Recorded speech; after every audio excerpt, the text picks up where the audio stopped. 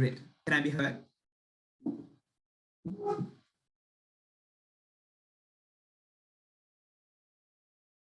Okay. Preferred pronouns are they, them. Preferred method of POIs is verbal. So unmute yourself and ask.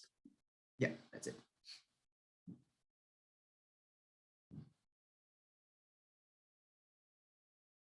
Panel, speaking from one of the countries with some of the strongest and most effective unions in the world because they directly bargain with government to fight for their own rights, I am extremely proud to propose this motion.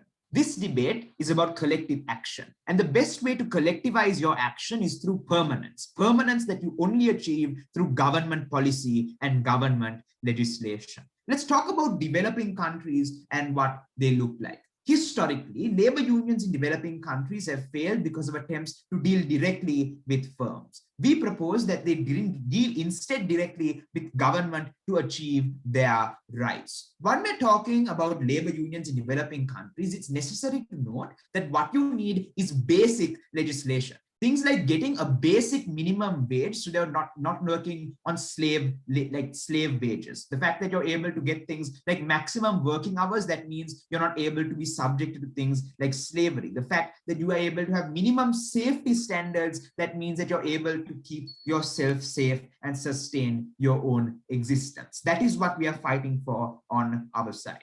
On our counterfactual, when we're campaigning for legislative change, on both sides of the house, we obviously use similar tools, things like meeting with high-level government officials, raising awareness, campaigning, etc. Ideally, in an ideal world, we would do both, dealing with governments and firms, but the trade-off here exists because of the fact that limited resources exist. So where trade-off is necessary, we would prioritize legislative change and barter with governments rather than bartering with firms. Crucially, the metric of this debate is one of efficacy and which side is more easily able to get change and good change for workers. Our burden in this debate is simple, and it's to prove to you that we are more effective in achieving workers' rights in developing countries. Before I move into my argumentation, I'll take a POI.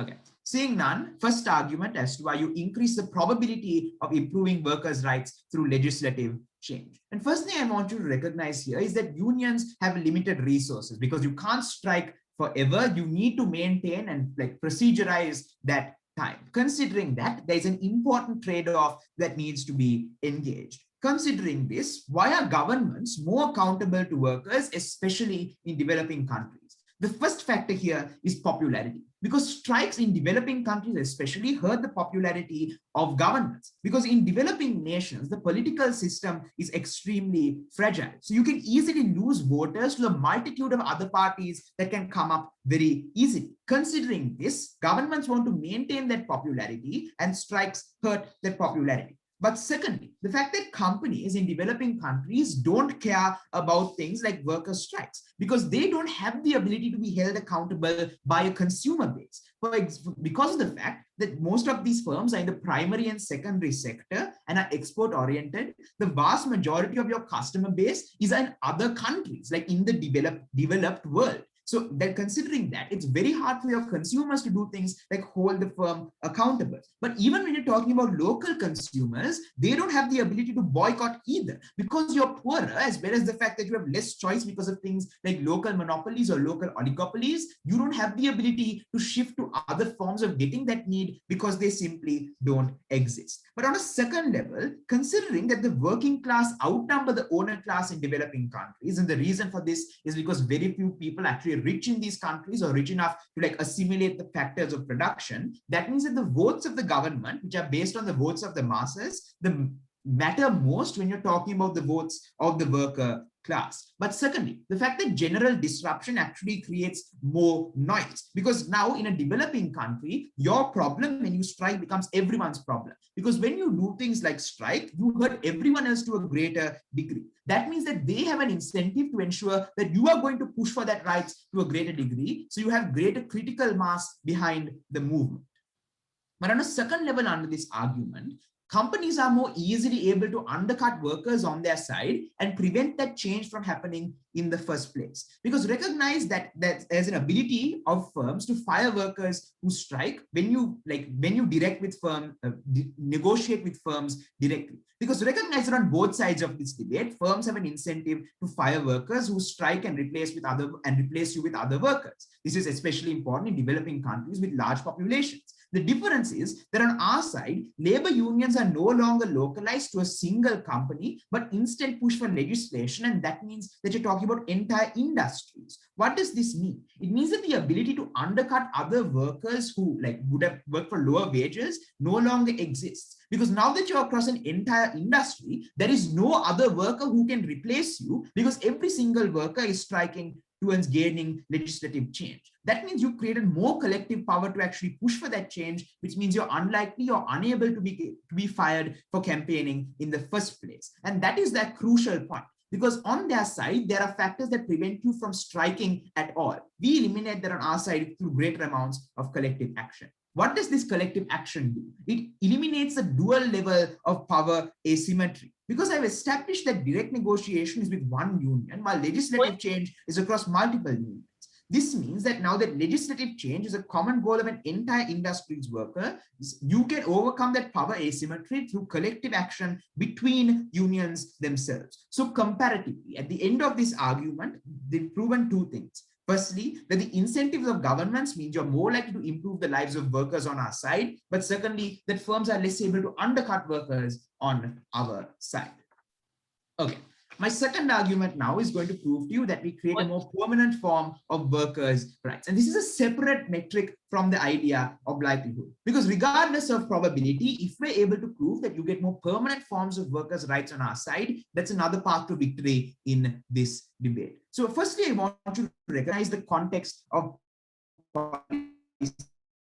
Because when you're talking about government legislation, you're talking about permanent forms of implementation that are mandatory. Contrast that with company policy, which are determined by internal structures within the firm. This is important because even on their best case, and we give them the benefit of the doubt and say they'll be able to get policy and also they'll be able to get good policy. Even in that case, when times get tough, firms can always backslide on regulation on their side. So on their side, they're dependent on the benevolence of individuals with the exact opposite incentives as you. That's an extremely shaky situation we put within. But secondly, you're more easily able to get permanent forms of redress on our side. Because even when you get good company policy on their side, there are still very subtle ways to coerce individuals through things like loopholes or through things like direct individual coercion on the part of managers and workers. So when violations of this policy happen, on our side, you go to a court versus on their side, you go to internal HR. On our side, courts are more independent and more transparent, whereas the fact that internal HR acts in tandem or acts as a factor of the firm means that transparency is lesser. So on their side, firms can hide a justification for low wages by claiming things like trade secrets, which means that on our side, you're more easily able to get redress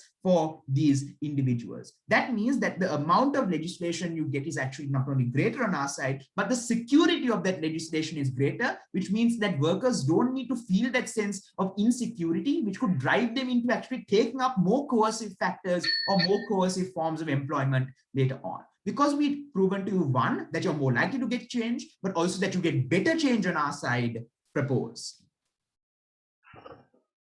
I thank the speaker. Now I invite first speaker from side opposition. Here. Hi, can you hear me? Okay, cool.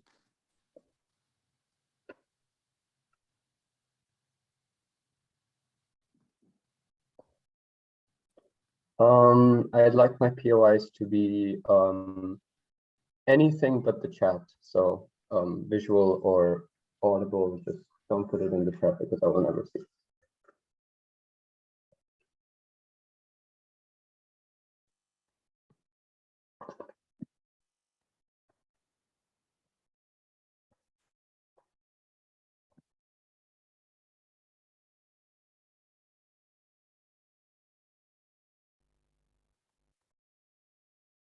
Hanno, the comparative in this debate is that on opposition, you're engaging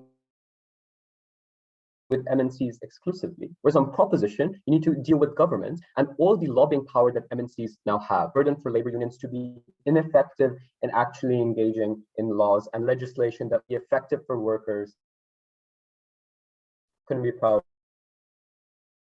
to oppose. 3 points, and even if effective, it's not good at implementing change. One, on this sneaky framing of permanence that they do, right? Government laws are always permanent and they stay there for a long time. One, companies can break laws. They do it all the time. Shell in Nigeria literally burnt down a village in the Ogoni land because they were just breaking laws despite environmental regulations to a certain degree existing. It's unclear to me why MNCs are now so weak that they cannot do this. Secondly, governments themselves can regress laws at the point at which there's time of economic crises because they have an incentive to do that at the point at which economic benefits come to the government per se. And thirdly, on this idea that people go to court and on our side they go to human resources, like guys, it's a contract on our side of the house between labor unions as well. They go to court. It's unclear to me why this is a comparative argument. Secondly, they say that there's an accountability mechanism for governments at the point at which they're contingent on popularity. One, I'd argue that a lot of developing countries have sham elections, therefore they're not actually accountable. Insofar as a person who's unpopular can win 60–70% of the vote, even problematic things within the area, I'd argue that popularity isn't the best accountability mechanism. Secondly, I'd argue that lobbying from MNC prevails, often because they're able to have larger campaigns, which means if they have problematic initiatives, they're still able with the law to be able to be successful in elections.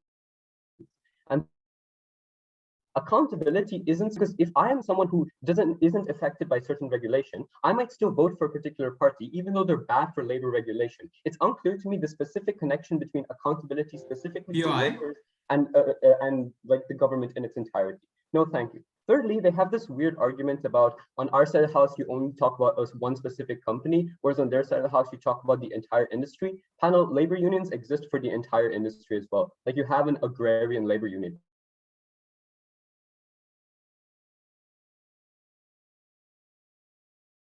You have an industrial labor union, you have a textile labor union. This is not mutually exclusive.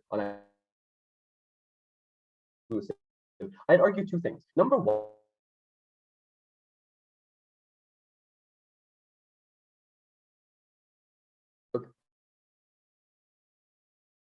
okay, sorry, I thought I was lagging a lot, sorry. Secondly, there's a,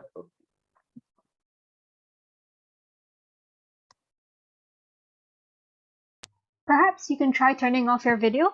yeah, okay. When did I cut out?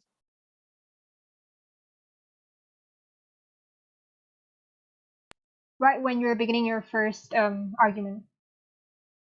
I haven't started. Okay. I didn't start with my first argument yet. Okay. I'll just talk about the thing about the entire industry thing again. Okay. Cool.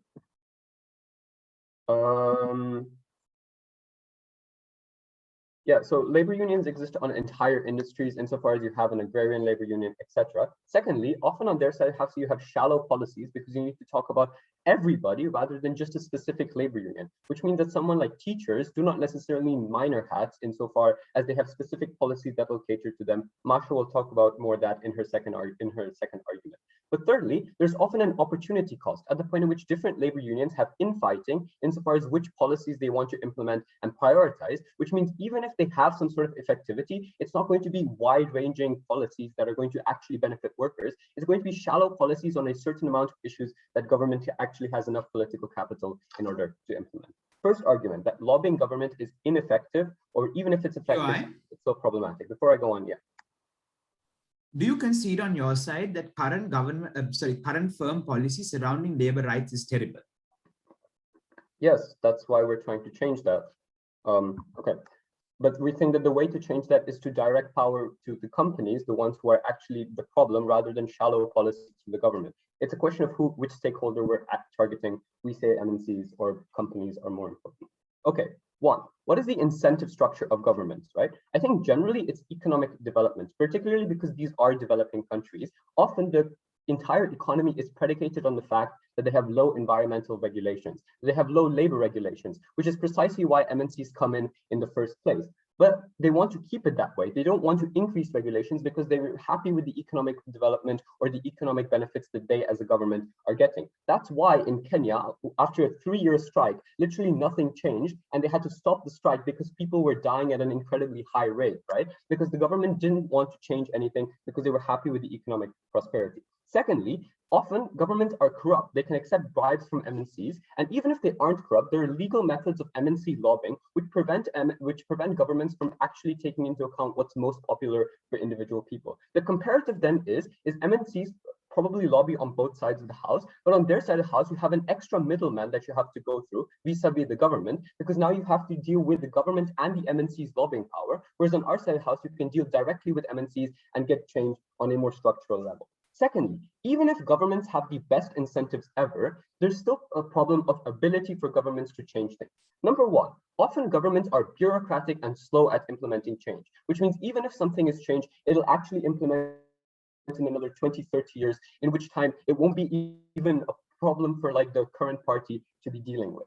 Secondly, MNCs can simply boycott a country insofar as they're not going to sell goods into a country, which is a major problem for governments, which changes their incentive structure completely, and they often have to give in to these big MNCs. But thirdly, and most crucially, there's an opportunity cost of what policies are implemented, because there are different labor unions with different priorities on what specifically they want to change. Therefore, an agrarian labor union, they have different priorities to a mining labor union, but because they all have limited amounts of political capital, only one of the legislation will be realistically changed, which means that you don't get the wide intersectionality that they're claiming on their side of the house. Rather, you have shallow policies on a specific number of issues because there isn't enough political capital for everything. Thirdly, labor unions have unique amounts of leverage over MNCs that they do not have over governments, which better allows for change. Because recognize that at the point in which like labor unions can threaten strikes vis-a-vis negotiations or actually go on strikes, they directly attack the profit of the MNC. In contrast, the government can get paid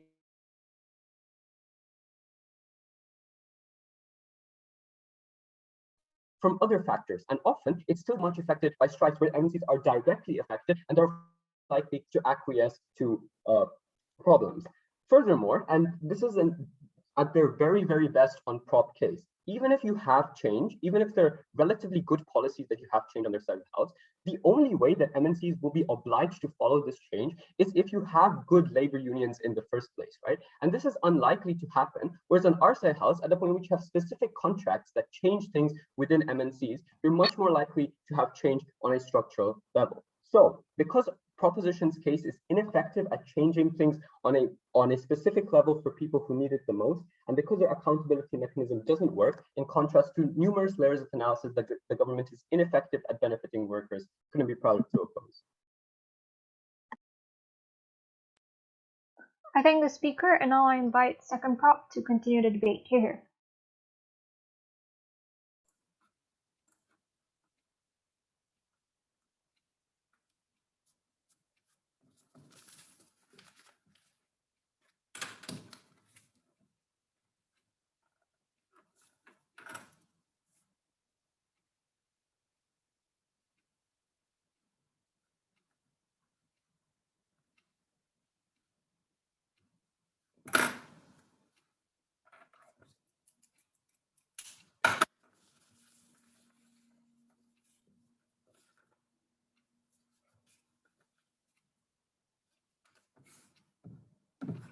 Hi, can everybody hear me?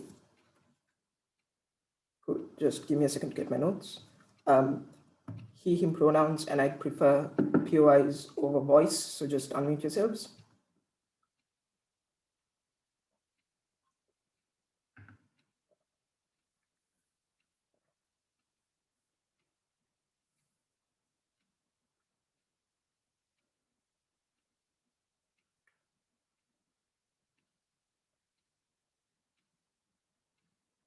I want to make two strategic observations about the matter dump that you heard in Op first. Firstly, much of the analysis, while perhaps true, is unfortunately symmetric to their side of the house. So when they say that governments have perverse interests not to give workers rights, that is symmetric to companies. When they say that there are sham elections, that means that you cannot hold governments accountable. I would argue that that is similar to companies as well. In the human resources departments and the internal structure of the company is often extremely corrupt. They said that we can attack the profits of MNCs, but that is also true of governments, because their own analysis was that governments rely on these MNCs for taxation and economic development. So through that, we can also hold the government accountable. Nowhere was there an attempt on their side of the house to be comparative with their analysis. Compare this to the proposition material that you heard in our first speech. Every point of this gave you a comparative level of analysis as to how it gets worse on their side of the house when you target companies as opposed to the government. I'm going to answer two questions in this speech. First,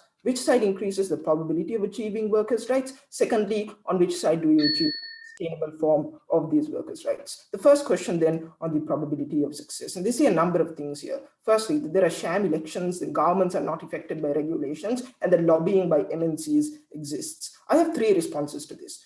Firstly, if that is true, then we can better limit those things on our side of the house where we directly target the government. So it is easier to reveal things like corruption when all the resources that MNCs put into the government are concentrated within one entity. In their side of the house, in order to reveal this degree of corruption, which would probably be a barrier to change on their side of the house as well, as they require governments to hold these contracts accountable, their side of the house, they need to target individual MNCs, look at the degree of corruption that they have relative to the government, and then correct for those things. So we have better centralization of resources, which means that it is easier to reveal corruption. But secondly, the premise of this argument is flawed because it is based on a mischaracterization of developing countries. Note the context that you heard in proposition first speech. Often it is the case that developing countries have multiple parties competing for power. And often the case is because many individuals are seeking things like workers' rights, there is more of a propensity for people to flip in elections. So there are many undecided voters. This means that money itself can never be the sole determining factor in winning an election. Often, many parties are willing to forego lump sum payments of money if it means an increase in popularity. You already see things like happening in Indonesia, for example, where Joko Widodo, for example, actively takes efforts to reveal corruption because that increases his popularity among the people. So I would argue that money is not as compelling as the popularity you achieve on their side of the house. Importantly, we told you that the working class are often the majority of voters in this instance. So I think the small amount of money that you would have to forego on our side of the house is compensated by the massive increase in popularity. This is further enhanced by the fact that you are in competition with other parties. On their side of the house, they can never achieve any form of accountability because consumers in the developing country are probably beholden to this company and can't boycott these resources because they rely on them. And many instances, Western MNCs, which were apparently the vast majority of companies in these debates, find it very easy to hide human rights abuses from consumers in the developed world, which means that on their side of the house, there is no method of accountability to prevent things like government lobbying. So that impacts their case and their mechanism for success as well. Secondly, the strange idea that labor unions are concentrated within the industry and you have an agrarian labor union. That's exactly our point. If labor unions are already concentrated within the industry, doesn't it make more sense to push change through the industry as opposed to relying on one or two companies changing their internal policies? What are the impacts of this to their side of the house if what they say about unions being concentrated within industries is true? Firstly, it means that it is more difficult to mobilize. How do you convince the entire agrarian labor union to lobby and sacrifice time that they could have spent earning an income just for one group of workers who belong to one specific company to achieve some change? Secondly, you create internal divisions within these labor unions because you are more likely to be able to pit workers against each other. Here's where I'm going to bring back some of the prop material we gave you in first, because our argument was that the most successful strategy to weather against the effects of labor unions is simply to undercut workers by hiring other cheap labor. The ability to do that reduces on our side of the house when we have more collective action. Now it is a common goal, so everybody would benefit from this. So the incentive to undercut workers reduces because you know that you will never achieve legislative change if you continue to do so. So all it takes on our side of the house is a few labor union heads getting together and deciding that they want to pursue collective action to actually see a reduction in the undercutting of workers. Finally, they said that they can attack the profits of MNCs. This is symmetric. Economic development, like they say, is something that governments rely on, and governments do this through companies. But secondly, governments lose tax money on our side of the house. Thirdly, governments create inconveniences, or rather there are individual inconveniences that governments now need to weather against. They never responded to analysis that this becomes everybody's problem now. Finally, I'm going to add an extension to my first speaker's speech, because often there is an information asymmetry that allows companies to exploit workers. What do I mean by this? Often it is a case that many information can be hidden from the public eye because they claim to be trade secrets. So you can even just lie to individual workers, for example, because their ability to access information like the specific data about how much other workers in other companies earn is often something that companies will go to great lengths to hide. On our side of the house, we have more cross-pollination between labor unions, which means the informational asymmetry, which is itself a form of exploitation when you are able to lie about the wages that workers in other companies makes, reduces. Finally, let's weigh this, because perhaps what they say is true, and we are only able to achieve a shallow change, things like basic minimum wage laws or safety standards. But I would argue that that needs to be weighed more heavily in this debate for two reasons. Firstly, because the necessity of individuals in the developing world, like my first speaker told you, was to achieve the bare minimum that is necessary for sustenance and then some. We think that if these individuals have good living standards, a basic and decent minimum wage, that the ability for class mobility increases from there. But secondly, we cater to a broader coalition of individuals on our side of the house. So perhaps you don't get one or two specific companies that have great safety or great wages for their workers, but if everybody is uplifted on our side of the house, that is a collective benefit we achieve. Second question about permanence of change. And the analysis here was entirely mitigation. They said that companies can break the law and laws can be changed. But wasn't their entire point that bureaucracy is a barrier that prevents laws from being effectively changed? If that is the case, then there are probably instances where that works in our favor as well. Many of these structures that prevent laws from being changed on the spot means that when we achieve legislative change, it is more permanent. But secondly, this isn't about creating entirely new laws. It's often about implementing archaic laws that are not currently in action. So I don't think that bureaucracy is a barrier. But finally, let's weigh this, because perhaps what they say is true, and it is more difficult on our side of the house to be able to change laws, or there's some bureaucracy that prevents change. But this is far greater in instances of companies for two reasons. Firstly, because it is the company itself that is responsible for regulating its internal policies. They say that contracts exist, but the point is, companies dictate the terms of those contracts. There's an informational asymmetry in setting up these contracts, and often very few cases go to court because companies are able to hide that information and intimidate individuals into not taking these things into court by convincing them that they have no chance of succeeding. The probability on our side of the house that even in instances of abuse, which are likely to happen given that these are developing countries, individuals can receive redress through courts, which are comparatively more objective than human resources departments or those companies themselves. We concede that implementation won't be perfect on our side of the house, but at least we lay the groundwork for courts to be able to make independent decisions that protect workers. But secondly, you have less backsliding on regulations because bureaucracy acts as a barrier that prevents you from changing laws on the spot. But on their side of the house, companies can change their internal policies. They can manipulate the terms of these contracts, which are arbitrarily set, in order to weather bad times to reduce the cost of production. For all of these reasons, side-with-side proposition. I think the speaker now invites second opposition to continue the debate. Hear, hear.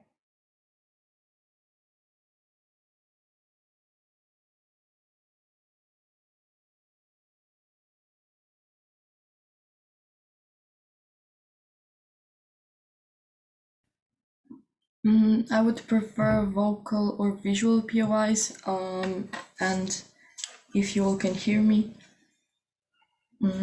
Cool. Okay, I will start my speech in 3, 2, 1.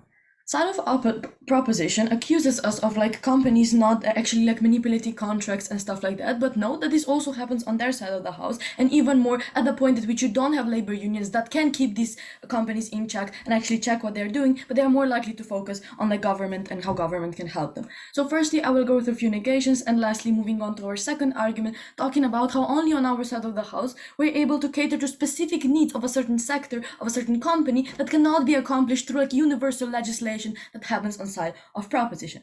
But firstly, let's look what they actually told us. So firstly, we talked to you about how like it is very, so like as they told you already, we have these unions actually have like limited resources, right? So we believe it is way more effective to achieve change on our side of the house. Why? Because like on their side of the house, you actually have to have a demand and go with this demand to the government, right? And this is like the first step that you have to achieve. You have to have the government that is going to listen to you. And firstly, we believe that there's a lot of lobbying going on, right? Especially in developing countries, these MNCs actually have like more profits than like a a budget of an entire government, meaning that like the politicians are likely to be lobbied exactly because they need especially because they need the money for their campaigns, right? So they're more likely to achieve more votes at the point at which they have more money for campaigns, for having ads everywhere, so like they can convince people to vote for them. Because no, we don't believe that a lot of like the voters only decide based on like workers' rights, but they decide who are they going to vote for on like a broader aspect. So we believe that there's a way higher chance of like politicians getting lobbied at the point at which they can convince anyone when they have like enough money for ads. But then secondly,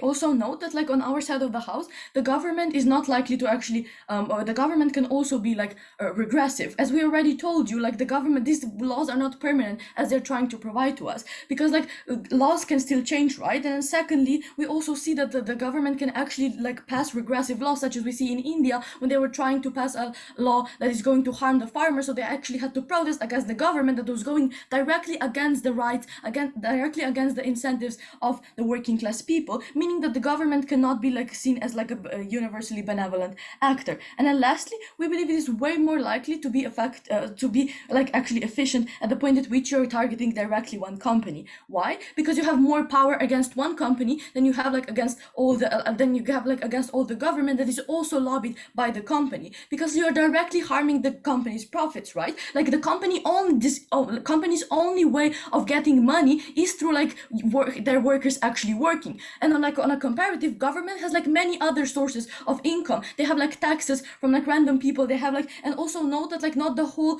like all sectors or companies are going to strike at the point at which they're trying to change legislations, meaning that like the impact, like the harm that we are putting on like specific company or on a government is like way like bigger when we at the point at which we're putting harm, at the point at which we're targeting directly companies, because we're taking away their only source of income. Meanwhile, on the side of the government, they have other ways of getting their income and stuff like that. Yes, I can take a POI. If what you say about MNCs being able to lobby governments is true, then wouldn't many of these harms still exist on your side of the house, where they actively push governments to implement regressive laws? Yeah, exactly. No, on your side, exactly. Like on your side, like the companies are like are powerful, so they can lobby the government to not push for these laws. But at the point because like government can actually do that. But at the point at which you're targeting directly the company has little to no choice, right? Because like they still have to function as a company, and you can only function as a company at the point at which workers actually work for you. At the point at which your workers are striking for like months, you have no income whatsoever, you have no profits whatsoever, meaning that we're like directly targeting them, right? But at the point at which you're targeting government, the government still has like incomes from others, the companies can still lobby them, so there's way like lower chance of them, because you're not like directly harming a government as much as they actually gain the money from like companies that are lobbying them. This is the key difference in this debate, and this is the reason why we're able to be more successful on our side of the house. But not also that when they were talking about like this misinformation and how companies are not transparent, stuff like that. We believe that, and how can they manipulate contracts and so on. This also happens on their side of the house, but we believe it's way better on our side of the house at the point at which you have like workers united under like one company, so they can actually talk, because we believe it is only relevant for you to like know what are the wages of like your co-workers, right? You don't particularly care what happens in another sector, and we believe this is the way for you to actually like achieve any change. And also note that the companies are more likely to manipulate the laws and legislation on their side of the house, because the trade unions are just going to be like, yes, they're going to go to government and be like, do something about it, but the government is obviously lobbied. Meanwhile, on our side of the house, at the point at which like company is not respecting the contracts, they can firstly go to courts, but then secondly, they can also again threaten with protesting, they can threaten with like strikes and so on. Because of that, also the implementation of law, we don't only get like better things being implemented, but the implementation in and of itself is better. Yeah, Yes, no thank you, are able to keep these companies in check, specifically because of these reasons. But now moving on to our last constructive. So we believe that at the point at which you have labor unions targeted specifically at one company, specifically at one sector, we're able, so like when we're negotiating with them, we are actually able to achieve like the specific changes, the specific needs that are unique for a certain company, for a certain sector. This is specifically better because like these problems cannot be solved with like universal legislation, because universal legislation has to be the same for like everyone, and this cannot specifically cater to the needs of one sector. So these are like such as like having like better working conditions, better equipment, like buying, like demanding from the company to buy new better machines, to have like different organization in a workplace, to have like more autonomy to workers at the point at which they're organizing, to have like more people in one department, to have like less workers or more workers in one department and stuff like that. These are like needs that are specific to a certain company and can only be changed at the point at which we have like trade unions actually lobbying, actually negotiating against one specific company. This cannot be achieved through legislation. Because of that, we believe we're able to achieve like unique benefits on our side of the house that cannot happen on their side. But what is actually the comparative here, right? Because like on a comparative, on their side of the house, they might pass some laws that are beneficial to every single company, right? So they can claim that they also help like everyone, Right. and that they actually, no thank you, that they can help like also the workers that are not unionized or don't have such strong unions. But note that even if they pass these laws are likely to be implemented only at the point at which you have a strong union, right? Only at the point at which this union can be like, hey, these laws are being broken, we have these rights, you have to take care of us. This can only happen at the point at which you have a strong union. In the sectors that don't have unions, this simply doesn't happen, and the workers are getting exploited because, as they said, if they complain, they're going to get fired. So like on a comparative, in the companies that we have like strong unions, on their side of the house they simply get like higher minimum wage, but on our side of the house they can lobby for like for like higher wages, but at the same time they also have the ability to lobby for like the specific needs that are specific to their own company, that are specific for a certain sector. And those companies that don't have strong unions, no one actually helps them a lot on neither side of the house, because they simply don't have the power to keep the company in check. Because of that, we are actually able to help. Maybe we don't have like all the people as they are claiming on their side of the house, but this doesn't actually happen. But we're actually able to help like 30% of workers in companies that have strong unions. We're able to get them like higher wages and all these like bare minimums, but at the same time they also have the ability to cater, to actually fight for their specific needs specific to their sector, because we're the only side creating change for the working class. I'm so proud to oppose.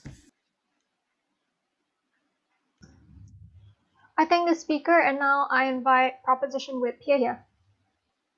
Hi, am I audible? Am I visible? Brilliant.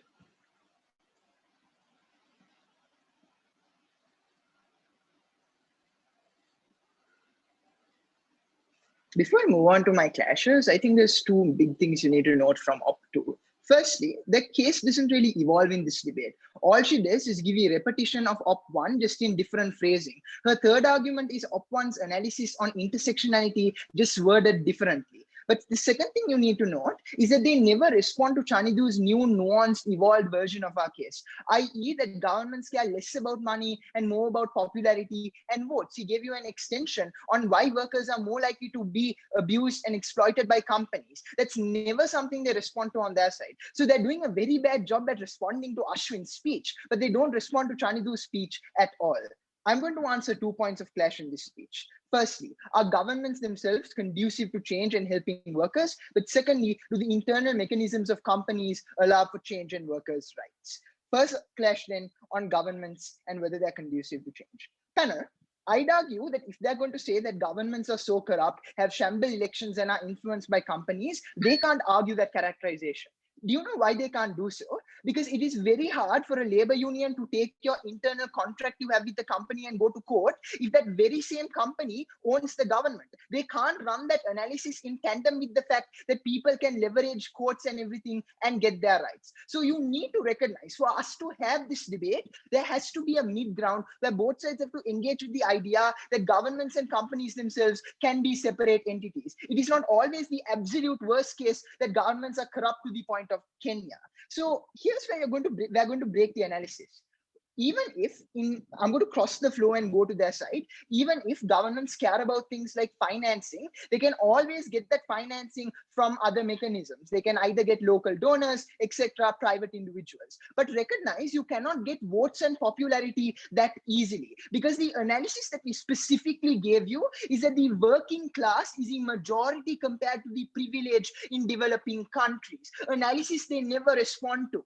Insofar as the majority of your constituents are the ones who are striking against you and are trying to lobby you, that means you have a direct incentive to get voted in. A state's incentive to get voted in is far greater than your incentive to get things like campaign financing. Because at the end of the day, regardless of how many ads you have, if your constituents hate you and aren't going to vote for you, you're never going to come into power and enjoy the privilege of having that power. So even in the case of corrupt governments, they still have an incentive to cater to a majority of their constituents. To this, they say, oh no, look, laws are very bureaucratic in proposition's best case. Panel, that ignores the vast majority of the analysis we gave you, that individuals themselves aren't polarized over these issues because the majority of people are of the working class. But I'd argue where you break the tie here is the fact that since so many people are striking, it is likely to be a bipartisan problem, where so many people want minimum wage laws, so many people want maximum working hours, therefore more pressure is on states to enact change that is quick.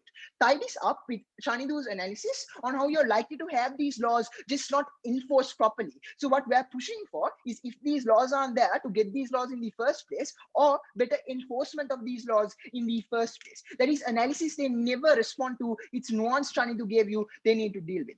I'm going to break this tie with just one sentence. It is far easier to loophole your internal contracts because you are the individuals who write those contracts, as opposed to your ability to loophole laws and legislations that are written by legislators and governments themselves. That is something they need to deal with. Op3 is too late to do that. But lastly, this entire argument is predicated on the idea that even if governments aren't corrupt, companies aren't going to come into developing countries, and therefore governments are forced to enact this change. Three responses here. Firstly, if countries that want to abuse and exploit workers and don't agree to laws, don't want to come into developing countries, we're completely okay with that. Because on their side of the house, they have to understand the trade-off in this debate. And that's the basic fundamental rights of people. But the actual reality of things is there are many companies that are competing to stay and settle in developing countries due to the abundance and cheapness of natural resources that aren't available in developed countries. So even if you have to pay a minimum wage or sacrifice things like maximum working hours, that is far cheaper than paying like $200 for a gallon of clean water in the UK or US where you want to settle. So the opportunity cost to companies is far greater if they don't settle in developing countries. So they have incentives to come in and settle regardless of legislature. But recognize the analysis Ashwin gave you. We aren't pushing for the most advanced forms of legislation on our side of the house. We are talking about the fundamental basic rights of people. If opposition isn't willing to respect that, they shouldn't be debating within this motion. Second point of clash then on whether we can change and incentivize companies. But before that, I'd happy to clarify anything for opposition. How are these laws that you're passing on your side of the house actually being implemented at the point at which there's no one to keep them in check? Yeah, there is someone to keep them in check, and that is the government. That is all the analysis she gave you and voters and popularity. Second clash then on whether or not we can change companies. Now, Panna, I think this is an important clash. You know why? They never really flesh out their comparative in this debate. So in the 16 minutes of speech time they've had, they've spent like 12 or 13 telling us why governments are bad, but they throw a few one-liners on the profit incentive and tell us, oh, look, companies are more conducive to change. Here's where I'm going to respond to this. Firstly, if their very analysis is that companies are willing to break legislation and not give workers rights, why is that not applicable to their own internal contracts? They can't run this idea of the profit motive and companies breaking legislation by virtue of the very own analysis. They can't have their cake and eat it. But secondly, the idea of the profit motive really isn't existent in this debate. Ashwin gave you analysis in Prop 1 itself that told you that companies are easily able to manipulate and replace people who negotiate against them, because the laws surrounding trade unions are very poor within developing countries. Because insofar as your fundamental rights aren't there, opposition can't claim that there's really good legislation surrounding negotiations within trade unions. Recognize where you break this tie. It's the idea that the labor market is saturated in developing countries, i.e., if one single trade union against the company strikes, it means that those companies can leverage them to not striking by virtue of the fact that they can replace them. Our comparative is far better, because when entire industry strike, panel, you do not have the fiat and you do not have the ability in order to replace these individuals. Leave alone one component of the manufacturing process being disrupted, it's the entire component of it's the entire manufacturing process itself that's disrupted. The only level of response they have to this is, oh, look, trade unions have differing objectives. I'd argue that firstly, within similar industries, that is unlikely to be true. But secondly, even if they're talking about multiple different trade unions, all trade unions have intersecting objectives and commonalities. Response Chanidu and Ashwin gave you, response they never respond to. What do these look like? It looks like minimum wage. It looks like maximum working hours. This is not a debate about the nuanced issues of every department like Op2 claims. This is a debate about the fundamental basic rights of people. They can't change the spirit of this motion just when it's convenient to them, panel. They can't get away with that. They don't have the fiat to do that in this debate. Lastly, recognize what the redressal mechanism on their side is. It's this idea of HR. Oh, look, HR is going to be really good. I've already told you why that's unlikely to happen. Chanidu gave you an extension on how companies can coerce people with the lack of information. However, laws are far more likely to be long-term by virtue of the fact that governments want to make their constituents happy. Let's take their very own analysis and assume that laws are bureaucratic. That applies to the same analysis of changing laws. We debate the spirit of the motion. We give basic rights to laborers. Propose. I think the speaker now invite opposition with peer. Am I audible? I would prefer visual POIs, although I see that two of the speakers don't have their cameras on, so for those, I'm fine with verbal POIs, but really visual would be ideal.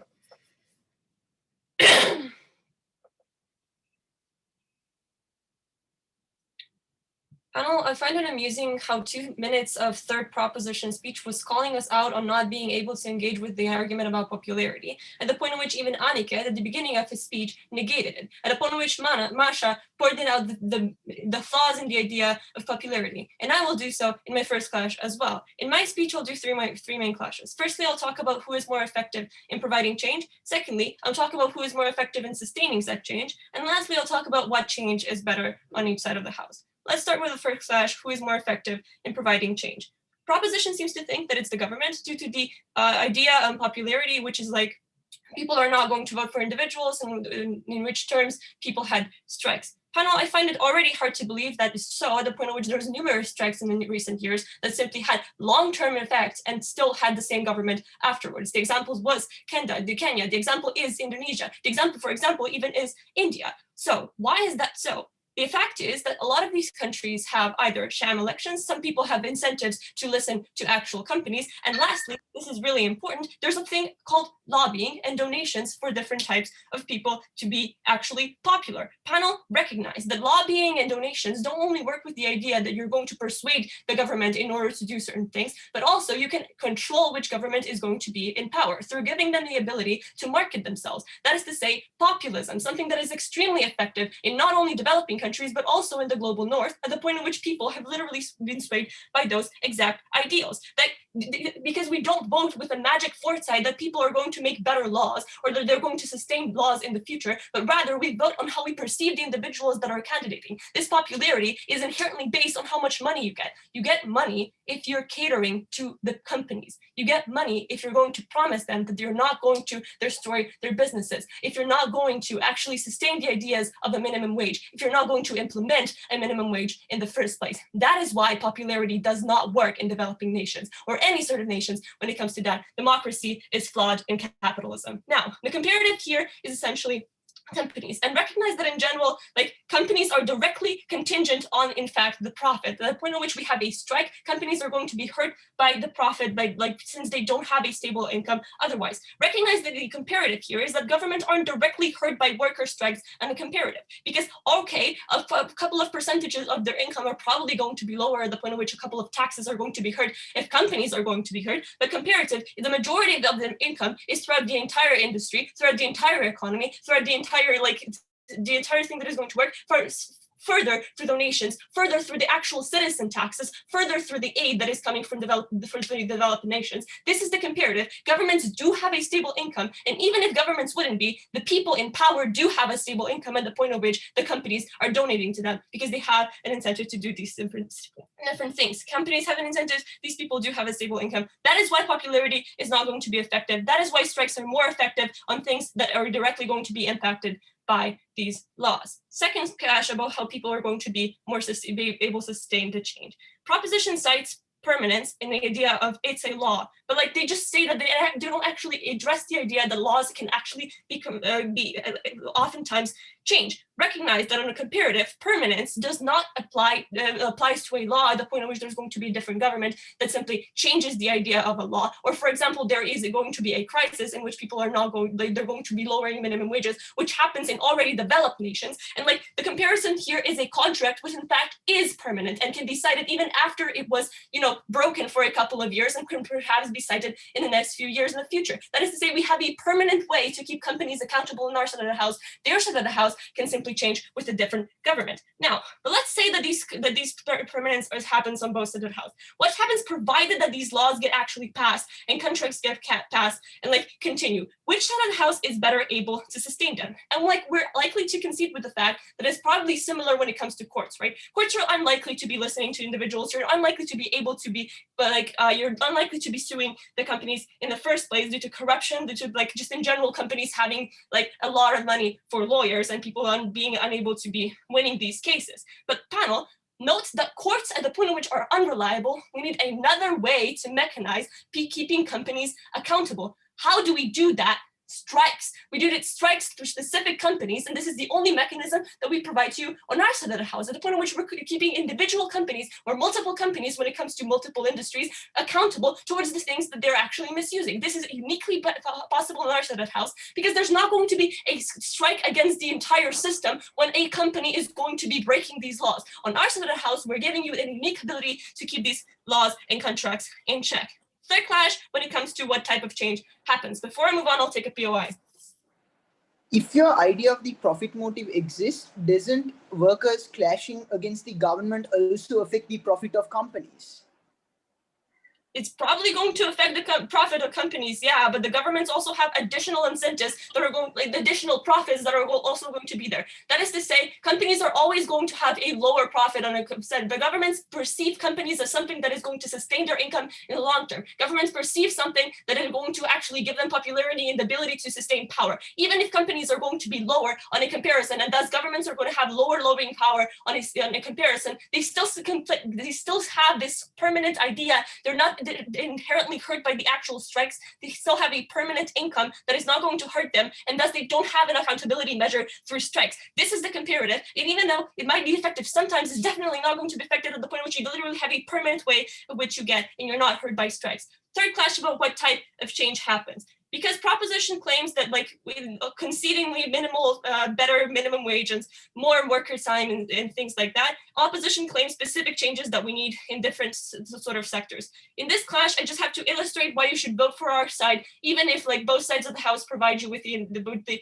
incentives to believe that both sides are like more equally likely to have any sort of change most of the house. So let's talk about the comparison, like why you should, in general, prefer a more specific changes to specific sectors rather than like just minimal, just higher minimum wage and specific things.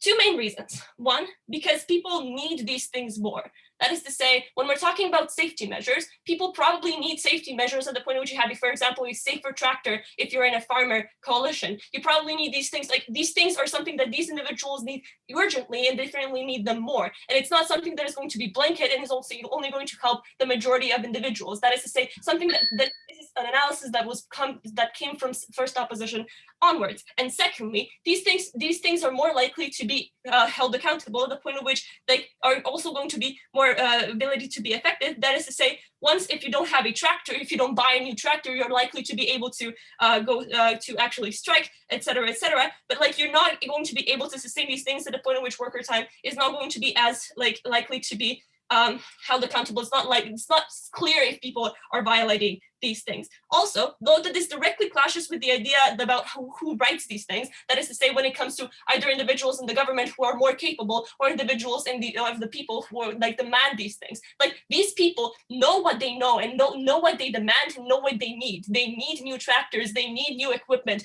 they need lesser worker times if that demands it. So that is to say, these individuals already know what these things. We don't need a government that is going to provide us with what the workers. No, the workers are demanding these things. The workers are creating these contracts. This is the comparative. Please vote side. Opposition. I think the speaker, and now invite opposition reply. Here.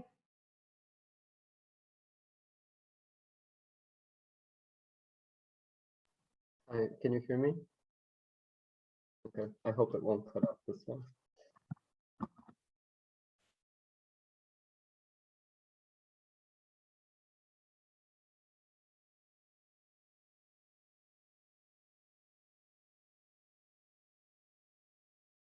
Three questions in reply. One, where is change more likely to happen? Two, if it happens, what type of change happens? And three, what is the mechanism through which this change happens, i.e. the difference between a law and a contract? I think this has been a good debate, so I'm generally going to give proposition a lot of ground, right? I'm going to say that fine, governments are accountable vis-a-vis popularity. Governments have elections, and that's a relatively good thing. Still, we think that it's less likely that governments are going to implement laws for two reasons that they haven't responded to. One, because of infighting between labor unions. Insofar as different labor unions have different priorities, they're much more likely to infight within different people of which laws should be implemented first. And I think that for Prop to say that, oh, but everyone wants minimum wage, everyone wants this and this, there's difference first on specifics, what specific minimum wage, on what degree, on what magnitude, etc. But two, I just don't think this is true, right? I think a labor union that is more agrarian is going to more talk about like tractors and like plows and stuff like that, whereas one that is a minor labor union wants to talk about helmets and wants to talk about safety equipment, right? So even the basics of basic worker rights are very different pertaining to different sectors. So if they want to talk about that, they still need to engage with the idea that different labor unions have different ideas on what should happen. But secondly, even if the government is accountable, the government is more accountable to economic development. And that is a key mechanism through which they also do achieve popularity. The way that often they achieve this economic development is by laxing labor regulations in order to invite MNCs in the very first place, right? So I'd argue that even if you have the idea of popularity on proposition, you're still less likely to implement change. On the contrary, on our side house, what is the accountability mechanism for MNCs? Precisely their entire existence, right? Because if you strike at their profits, you strike at the shareholders, which means you're attacking their entire existence. This is far more likely to implement change at the point at which MNCs, for some reason, cannot run without money. And insofar as that's true, you're much more likely to coerce MNCs to acquiesce to problems. And recognize that these are specific problems now, right? Because you're not talking about major things such as like increasing the minimum wage a lot, or you're not talking about that. You're talking about safety equipment in mines, right? You're talking about the ability to have proper equipment, etc., which is specific for particular MNCs, makes it far more likely that they're able to acquiesce. Secondly, what type of change is this? I've already talked about specific change and how it's more likely to be catered to specific industries on our side. Quickly, I just want to have a clarification on this point, right? Because a lot of propositions analysis is like, you're only targeting one MNC, whereas we're doing the entire industry. Panel, often labor unions comprise of people from different MNCs that are within the same industry, which means we're able to have the same amount of things on our side of the house. It's extremely unclear to me where this comparative lies. Either way, I think it's better on our side because we're far more likely to get specific change for people who need it the most. Thirdly, what is the difference between a law and a contract? And I think Shiva has already engaged with this quite a bit in terms of permanence and how this works. I'd argue a bit further, like recognize that contracts are legal and can be cited in court. Their response is MNCs can coerce people because people aren't sure about what their rights are. Yeah, but that can go both ways, right? Governments can do quite the same thing because they have incentives for economic development. But secondly, I'd argue that if you want to argue that MNCs can coerce people, they can probably also coerce the government. This isn't getting anywhere. So likely it's better that you have a contract that can be cited later on, even in a different government when you have perhaps different laws, because it's legally ratified. Whereas laws and legal legislation changes with different times, changes with different economic circumstances. So even if it can go both ways, we'd rather prefer a contract on specific issues that people actually need. So why do you vote for opt? You vote for opt because we're more effective at actually implementing change and sustaining change in the long term. We're better at specific types of change that people need the most. And lastly, because a contract is always more permanent, everything that proposition wants to talk about, we get on our side. Proud to oppose. I thank the speaker. Now I invite proposition reply to conclude this debate. Here.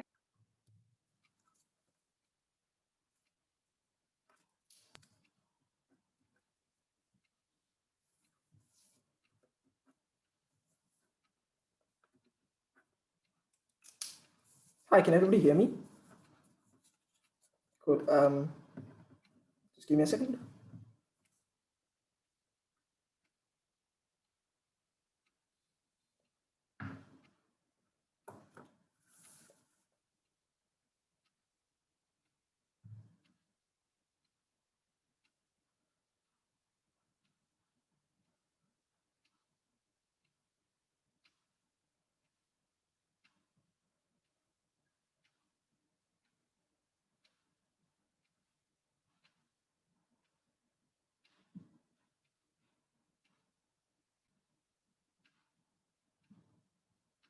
I want to make two observations on strategy in the round so far.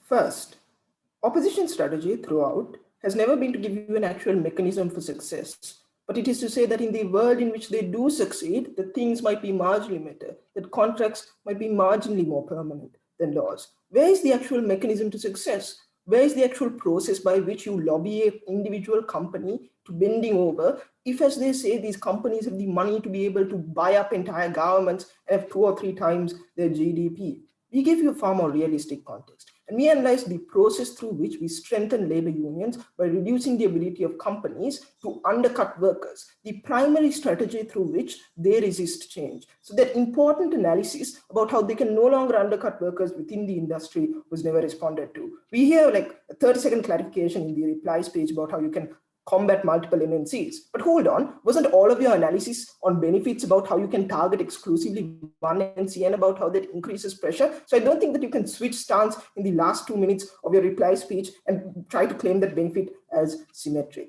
At the end of this debate, I'm going to look at the two worlds in the proposition and the opposition through 3 questions. Firstly, on governments. They continue to assert that governments have been bought out by MNCs, but they ignore how unstrategic this is to their case as well, because this hurts enforcement of contracts on their side of the house, because they're less likely to be enforceable and permanent. But secondly, their own analysis was that companies care more about their profits, whereas governments have other ways to gain revenue through aid, through taxes, through other companies that may exist in the world. So if that argument is true, the impact of lobbying isn't as significant as they say it is. But we took them at their best across the house. We say that even if governments care about money, caring about campaign financing is premised on the idea that you have a campaign that you are able to run in the first place. If you are so unpopular that despite the multiple ads that individuals run, they are never going to vote for you, then governments are never going to be able to get into power. We told you that workers are often the majority of the voting base in many of these countries, that there is a lot of political infighting, or rather that there is a lot of